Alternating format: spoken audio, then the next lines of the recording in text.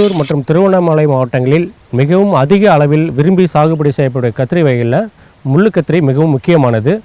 இந்த முள்ளுக்கத்திரியானது மிகவும் கொத்து கொத்தாக காய்க்கக்கூடிய தன்மை உடையது. இதனுடைய சிறப்பியல்புகள் என்று எடுத்துக்கொண்டமையானால் இதனுடைய இலை, தண்டு மற்றும் காயினுடைய காம்பு பகுதி அனைத்து பகுதிகளையுமே முட்கள் அதிக அளவில் காணப்படும்.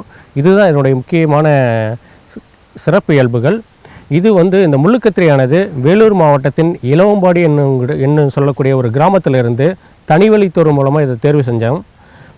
இதனுடைய சிறப்புகளில் முக்கியமாக எடுத்துக்கொண்டோம்னா இது கொத்து கொத்தாக காய்க்கும். இதில் காய்கள் பளபளப்பான ஊதா நிறத்தில் முட்டை வடிவத்தில் இருக்கும். விதைகள் குறைவாகவும் சதைப்பற்று அதிகமாகவும் இருக்கிறதுனால இது சமையலுக்கு குறிப்பாக பிரியாணிக்கு ஏற்ற எண்ணெய் கத்திரிக்காய் செய்கிறதுக்கு மிகவும் உகந்த கத்திரிக்காயாக இது விளங்குகின்றது. ஒரு காயினுடைய எடைன்னு எடுத்துக்கிட்டோம்னாக்க ஒரு சராசரியாக ஒரு காயினுடைய எடை 100 முதல் 150 கிராம் வரை இருக்கும்.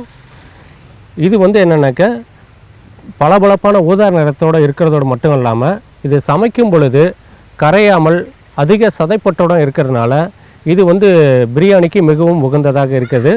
இது அதிக வறட்சி மற்றும் வெப்பத்தை தாங்கி வளரக்கூடியதுனால இது வேலூர் மாவட்டம், திருவண்ணாமலை மாவட்டங்களுக்கு மிகவும் உகந்த முள்ளுக்கத்திரி வகையாகும். முள்ளுக்கத்திரியோட சாகுபடி குறிப்புகள் அப்படின்னு எடுத்துக்கொண்டோமேனால் முதல்ல மண் மற்றும் தட்பவெப்பநிலை. இது பொதுவாக அனைத்து வகை மண்ணிலையும் நம்ம சாகுபடி செய்யலாம். இருந்தாலும் நல்ல வடிகால் வசதி உள்ள இருமண் பாட்டுள்ள மண் வகை தான் இதனுடைய சாகுபடிக்கு மிகவும் உகந்தது. அடுத்து பருவம் என்று எடுத்துக்கொண்டோமேனால் ஜூன், ஜூலை, டிசம்பர், ஜனவரி மற்றும் ஏப்ரல், மே போன்ற அனைத்து பருவங்களிலும் இதை நம்ம மிகவும் சிறப்பாக சாகுபடி செய்யலாம். இதனுடைய விதை அளவு எவ்வளோ ஒரு ஹெக்டருக்கு எவ்வளோ விதை தேவை அப்படின்னு எடுத்துக்கொண்டோமேனால் 400 கிராம் பெர் ஹெக்டர் விதைகள் போதுமானது. விதைகளை விதைக்கிறதுக்கு முன்னாடி நம்ம என்ன பண்ணணும் அப்படின்னாக்க முறையாக விதை நேர்த்தி செய்யணும். விதை நேர்த்தி செய்வதன் மூலம் மட்டுமே நம்ம நல்ல தரமான நாற்றுக்களை உற்பத்தி செய்ய முடியும். இந்த விதை நேர்த்திக்கு என்ன பண்ணலான்னாக்க 4 gram trichoderma viride, 10 gram Pseudomonas fluorescence இதில் கலந்து விதை நேர்த்தி செஞ்சு அதுக்கப்புறம் தான் நம்ம நாற்றுக்களை உற்பத்தி செய்யணும். நாற்றுக்களை உற்பத்தி செய்கிற முறையில் நம்ம மேட்டுப்பாத்தி முறையில் அமைச்சும் நம்ம நாற்றுக்களை உற்பத்தி செய்யலாம். அப்படி இல்லை அப்படின்னாக்க நம்ம குழித்தட்டு முறைகள்லையும் நாற்றுக்களை உற்பத்தி செய்யலாம். குழித்தட்டு முறையில் நாற்றுக்கள் உற்பத்தி செய்வதன் மூலம் மிகவும் சிறந்த முறை. ஏன் அப்படின்னாக்க நம்ம சாதாரண மேட்டுப்பாத்தி முறையில் நாற்றுக்களை உற்பத்தி செய்யும் பொழுது ஏராளமான இழப்புகள் மேட்டுப்பாத்தி முறையிலே நமக்கு நடைபெறுது. அதனால் நம்ம அதிகமான விலை கொடுத்து வாங்கி நம்ம அதிகமான இழப்புகள் மேட்டுப்பாத்தி முறையிலே நடைபெறுது. அதை தவிர்க்கிறதுக்காக நம்ம குழித்தட்டு முறைகள் நாற்றுக்களை உற்பத்தி பண்ணலாம். இந்த குழித்தட்டு முறையில் நாற்றுக்கள் உற்பத்தி பண்ணுறது மிகவும் எளிய முறை. குழித்தட்டுகளில் தென்னைநார் கழிவு உரத்தை நிரப்பி ஒரு குழிக்கு ஒவ்வொரு விதை வீதம் 98 குழிகளில் 98 விதைகளை நீங்கள் விதைத்தீங்கன்னா போதுமானது.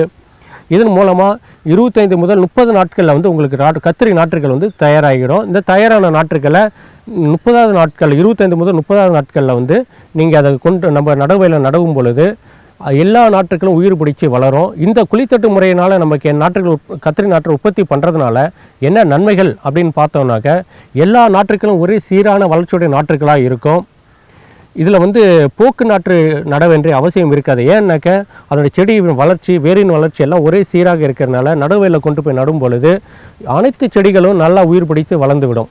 அப்படி இருக்கிறதுனால உங்களுக்கு போக்கு நாற்று நட வேண்டிய அவசியமே இந்த குழித்தட்டு முறைகளில் கிடையாது. அதுவும் இல்லாமல் இதில் விதைகள் சிக்கனமாக பயன்படுத்தப்படுறதுனால விதை சிக்கனத்தோடு மட்டும் இல்லாமல் அதிகமான பரப்பளவு நம்ம நாற்றுக்கள் உற்பத்தி செய்ய முடியும். முள்ளுக்கத்திரிக்காய் சாகுபடியில் நிலம் தயாரிப்புங்கிறது மிகவும் முக்கியமானது.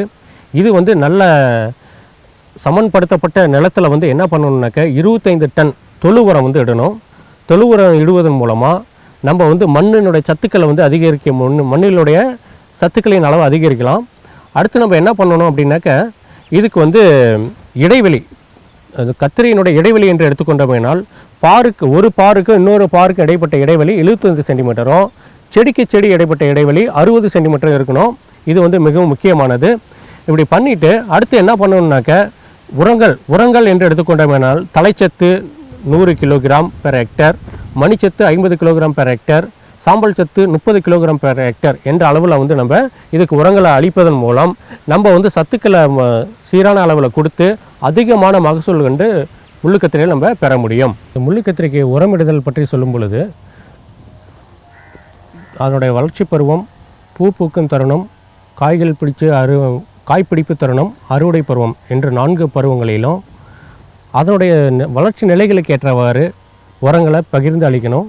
இதில் வந்து என்னன்னாக்க குறிப்பாக சொட்டு நீர் பாசன முறையில் அளிக்கும் பொழுது 3 முதல் 4 நாட்கள் இடைவெளியில் வந்து நம்ம உரங்களை பிரித்து கொடுக்கறதன் மூலம் அதனுடைய நிலையான வளர்ச்சி பெற்று அதிகமான மகசூல் வந்து கிடைக்கும். அப்படி சொட்டு நீர் பாசன முறையில் உரங்களை அளிக்க முடியாதவங்கெல்லாம் என்ன பண்ணலாம் அப்படின்னாக்க, சாதாரண முறையில் ஒவ்வொரு உதாரணத்துக்கு வளர்ச்சி நிலை பருவம், பூ பூக்கும் பருவம், காய்ப்பிடிப்பு பருவம், இது ஒவ்வொரு பருவத்திலையும் வந்து 2 வார இடைவெளியில் வந்து உரங்களை பகிர்ந்து அளிக்கிறதன் மூலமாக நம்ம வந்து சீரான வளர்ச்சி பெற்ற செடிகள் அதிக மகசூல் வந்து பெற முடியும். ஆகவே சரியான உர மேலாண்மை மேற்கொள்வதன் மூலம் மட்டுமே வந்து நம்ம அதிகமான மகசூல் பெற முடியும். அடுத்து வந்து நீர்ப்பாசன முறைகள். பொதுவாக வந்து நம்ம நீர்ப்பாசன முறைகளில் வந்து என்ன பண்ணணுன்னாக்க, சாதாரண நடவு முறைகளில் செடிகளை நட்டு 3ஆம் நாள் உயிர் தண்ணீர் கொடுக்கணும். அதுக்கப்புறம் வந்து 1 வார இடைவெளியில் நம்ம வந்து நீர்ப்பாசன முறையை நம்ம அழிச்சிட்டு வரணும். இதுதான் வந்து நீர்ப்பாசன முறையில் மிகவும் முக்கியமானது. அது வந்து ரொம்ப அதிக நாட்கள் இடைவெளி விட்டும் நம்ம நீர்கள் பாய்ச்சல் மூலமாக அதில் வந்து செடியில் இருக்கக்கூடிய பூக்கள் வந்து கொட்டிவிடும். ஆகவே வந்து நம்ம சரியான நீர்ப்பாசனங்களில் வந்து ஈரப்பதம் வந்து செடிகளுக்கு இருக்குமாறு பாதுகாக்கிறது மிகவும் வந்து அவசியம். அடுத்து இதனுடைய வளர்ச்சி பருவத்தில் வந்து மிகவும் முக்கியமானது வந்து என்னென்னாக்க, பூ கொட்டுதலுங்கிறது ஒரு முக்கியமாக எல்லா செடிகள்லேயும் வந்து பூ கொட்டுதலுங்கிறது ஒரு மிகவும் முக்கியமானது. இதை தடுக்கிறதுக்காக என்ன பண்ணணும் அப்படின்னாக்க, பிளானோஃபிக்ஸ் அப்படின்னு சொல்லக்கூடிய வளர்ச்சி ஊக்கியை வந்து நம்ம இதனுடைய செடிகளை நட்டு 30ஆவது நாள் மற்றும் 60ஆவது நாள் நம்ம தெளிப்பதன் மூலமாக வந்து பூ கொட்டுதல் தடைபட்டு அதிகமான காய்ப்பிடிப்பு திறன் அதிகரித்து அதிக மகசூல் வந்து பெற முடியும். அடுத்து ஒரு முக்கியமான தொழில்நுட்பம் வந்து என்னென்னாக்க, இது ட்ரையக்கான்ட்ரால் அப்படின்னு வந்து வளர்ச்சி ஊக்கி இருக்குது. அந்த வளர்ச்சி ஊக்கியை வந்து 1 லிட்டர் தண்ணியில் 1.25 மில்லி கலந்துட்டு அதை வந்து செடிகளை நட்டு 45ஆவது நாள் ஒரு முறையும், அதுலேருந்து 1 மாதம் கழித்து இன்னொரு முறையும் நம்ம வந்து செடிகளுக்கு வந்து கைத்தெளிப்பான் மூலமாக தெளிப்பதன் மூலமாக அதிகமான மகசூல் வந்து நம்ம பெற முடியும். அடுத்து வந்து இதனுடைய மகசூல் அப்படின்னு சொல்லிட்டு நம்ம எடுத்துக்கிட்டோம் அப்படின்னாக்க, ஒரு நல்ல முறையாக பராமரித்த ஒரு கத்திரி 1 ஹெக்டர்லேருந்து 40 முதல் 45 டன்கள் மகசூலாக நம்ம வந்து பெற முடியும். இதனுடைய அறுவடை அப்படின்னு சொல்லிட்டு எடுத்துட்டோம்னாக்க, நம்ம நாற்றுக்களை கொண்டு போய் நடுவையில் நட்டு 45 முதல் 50ஆவது நாளில் வந்து முதல் அறுவடை நம்ம ஸ்டார்ட் பண்ணலாம். அதுக்கு பிறகு நம்ம என்ன பண்ணணுன்னாக்கா, 5 முதல் 7 நாட்கள் இடைவெளியில் 15 அறுவடைகள் வந்து நம்ம இந்த முள்ளுக்கத்திரியில் நம்ம வந்து செய்ய முடியும். கத்திரி சாகுபடியில் வந்து மிகவும் முக்கியமானது கலை மேலாண்மை. இந்த கலை மேலாண்மை வந்து நம்ம முறையாக செய்வதன் மூலம் மட்டும்தான் வந்து அதிகமான மகசூல் வந்து பெற முடியும். களைகளை வந்து நம்ம அதிகமாக வளர விட்டுட்டோம்னாக்க, அதோட சத்துக்களை எல்லாமே வந்து களைகள் எடுத்துக்கொள்கிறதுனால பயிர்களினுடைய வளர்ச்சி வந்து குறைஞ்சி மகசூல் வந்து குறைஞ்சிரும். இதில் வந்து மகசூல் அதிகரிக்கிறதுக்காக என்ன இதில் கலை மேலாண்மையில் முக்கியமாக பண்ண வேண்டிய செயல்பாடுன்னு எடுத்துக்கிட்டோமாக்க, முதல்ல வந்து நாற்றுக்களை நடுறதுக்கு முன்னாடி வந்து ஃப்ளூக்ளோரலின் அப்படிங்கிற மருந்து வந்து 1 லிட்டர் தண்ணியில் 2 மில்லிங்கிற அளவில் கலந்து முதல்ல வயல்களுக்கு தெளிக்கணும். இப்படி தெளிச்சுட்டு அதுக்கப்புறம் ஒரு 10 முதல் 15 நாட்கள் கழித்து தான் வந்து நம்ம நாற்றுக்களையே வந்து நடுவயலுக்கு மாற்றணும். இப்படி செய்கிறதுனால என்ன ஆகுதுன்னாக்க, களைகள் வரதை ஆரம்ப நிலையிலேயே வந்து களைகள் வரதை கட்டுப்படுத்திடுறோம். அதையும் மீறி ஒரு சில களைகள் கண்டிப்பாக வரத்தான் செய்யும். இந்த மாதிரி களைகளை எப்படி நம்ம கட்டுப்படுத்தலாம் அப்படின்னாக்க, கைக்களைகள் இப்போ செடியை நட்டு 1 மாத இடைவெளியில் முதல்ல வந்து கைக்களை வந்து எடுத்துடணும். இப்படி எடுக்கிறது மூலமாக அந்த கோரை இந்த மாதிரியான களைகள்லாம் நம்ம அகற்றி விட முடியும்.